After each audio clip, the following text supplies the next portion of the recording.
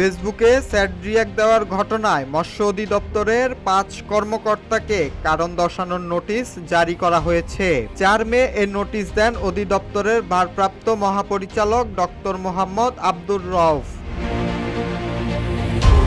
শোকজপ্রাপ্ত কর্মকর্তারা হলেন অধিদপ্তরের সহকারী পরিচালক এএসএম সানোয়ার রাসেল, সহকারী প্রধান আবু মোহাম্মদ আসাদুজ্জামান, ইলিশ সম্পদ উন্নয়ন ও ব্যবস্থাপনা প্রকল্পের সহকারী প্রকল্প পরিচালক মোহাম্মদ ফরিদ হোসেন, মান নিয়ন্ত্রণ দপ্তরের সিনিয়র সহকারী পরিচালক মোহাম্মদ সালমুন হাসান বিপ্লব এবং ব্রাহ্মণবাড়িয়ার আখাউড়ার সিনিয়র উপজেলা মৎস্য কর্মকর্তা রৌনক জাহান।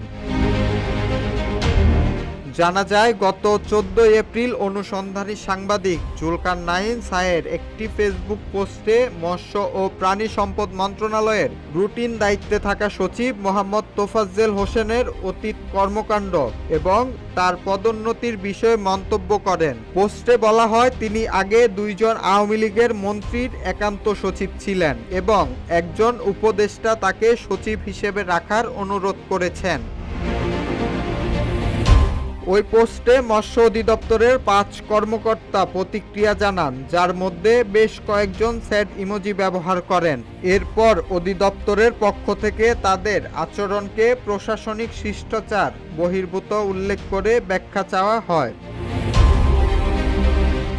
ঘটনাটি সামাজিক মাধ্যমে ব্যাপক আলোচনা জন্ম দিয়েছে, বিশেষ করে সরকারি কর্মচারীদের ব্যক্তিগত মত প্রকাশের অধিকার এবং ফেসবুকের প্রতিক্রিয়ার উপর নজরদারি নিয়ে নতুন করে বিতর্ক তৈরি হয়েছে।